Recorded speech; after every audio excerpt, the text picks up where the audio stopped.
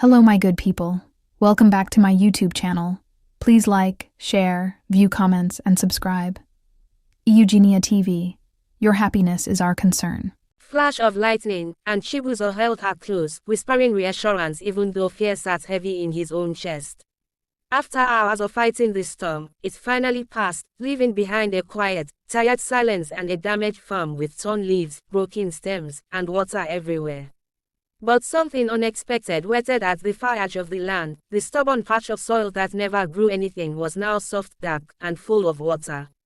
Adeze touched it with wonder and called to Chibuzo, who knelt beside her and felt the strange new life in the earth.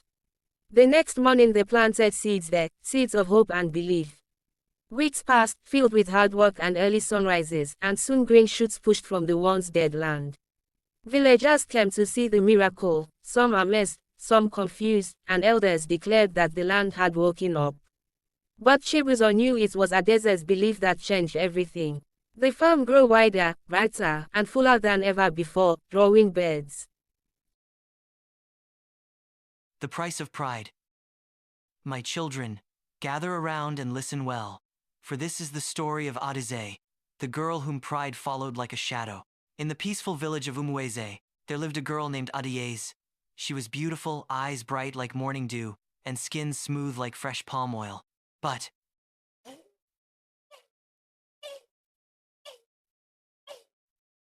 her heart was full of pride.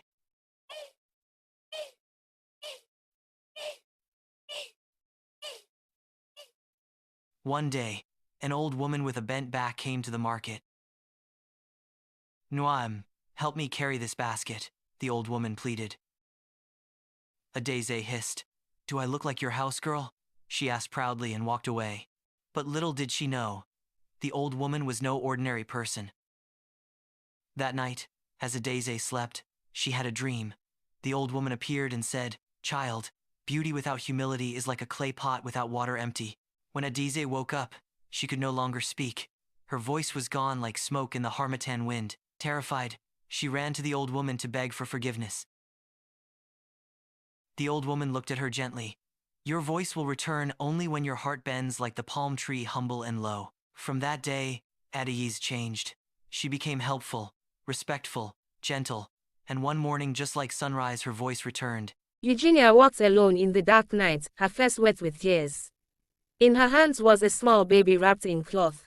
She had just given birth, but fear and shame ruled her heart.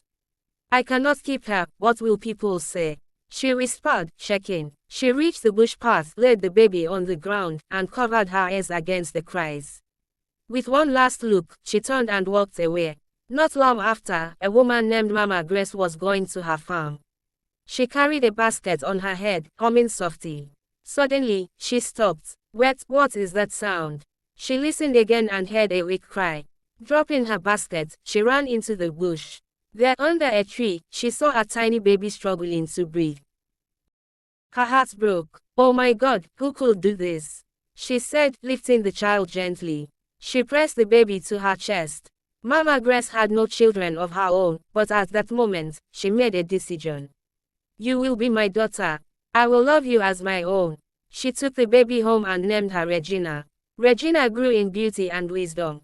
Mama Grace cared for her with all her heart. "Regina, come and eat," Mama Grace would call. "Yes, Mama," Regina would answer, smiling. She never knew she was not Mama Grace's blood. To her, Mama Grace was the best mother in the world. Far away, the real mother, Susan, was now married. She was beautiful, but her marriage was heavy with sorrow. Years passed and no child came. People whispered behind her back, "She is barren." Her husband, Mr. Okafor, tried to comfort. He longed for a child. One day, Susan sighed deeply and said, "I must find a maid to help me at home. Maybe it will ease my burden." She searched from house to house until she came to a compound in the next village. There, she saw a young girl being offered as a maid. The girl's name was Regina. Susan did not ask questions. She quickly accepted. "Come with me, you will work in my house," she said sharply. Regina bowed her head. "Yes, ma." From the first day, life became bitter. Susan gave Regina heavy work.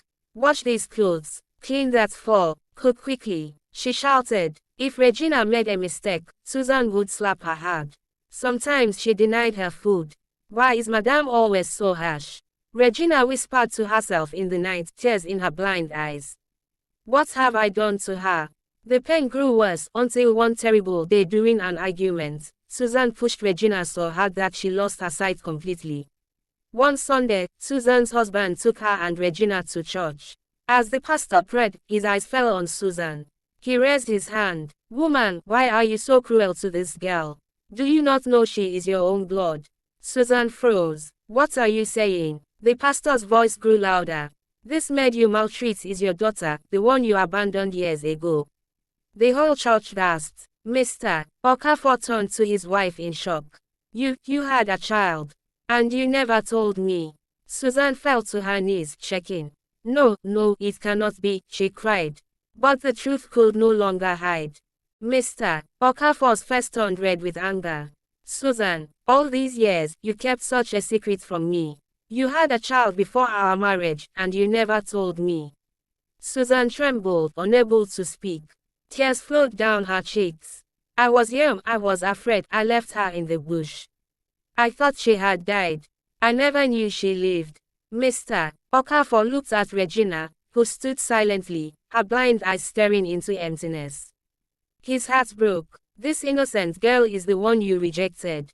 And still, you brought her into your house only to make her suffer more. The church grew silent. All eyes were on Susan. Regina slowly knelt on the floor. Mama Grace told me never to hurt people, even when they hurt me. Madame Susan, if you are truly my mother, why did you hate me so much? Her voice shook as tears rolled down her cheeks. I did not beg to be born. I did not beg to be left in the bush. But I suffered in your hands more than in the bush where you threw me. The congregation began to cry. Some covered their faces, unable to bear the pain of her words. Susan grabbed Regina's hands, crying bitterly. Forgive me, I was foolish. I let shame control me. I destroyed your life. I am not worthy to be called your mother. But Regina pulled her hands away gently. The only mother I know is Mama Grace. She loved me when no one else wanted me. Those words cut Susan's heart like a knife. She fell flat on the ground, weeping aloud. Mr. Okafor stood in silence for a long time. Finally, he spoke. From today, this girl will not be a maid in my house. She is my daughter. I will protect her and care for her. He turned to Susan. As for you, you must face the pain of your actions. I do not know if I can forgive you yet. Susan sobbed, but there was no reply. Regina was taken back to Mama Grace. Mr. Okafor knelt before the old woman. Thank you for saving my daughter. Thank you for raising her as your own when her own mother rejected her. Mama Grace nodded slowly. God alone gives children. I only did what a mother should do. Regina smiled faintly. Though her eyes were blind, her heart could still see love. I have two mothers, she whispered.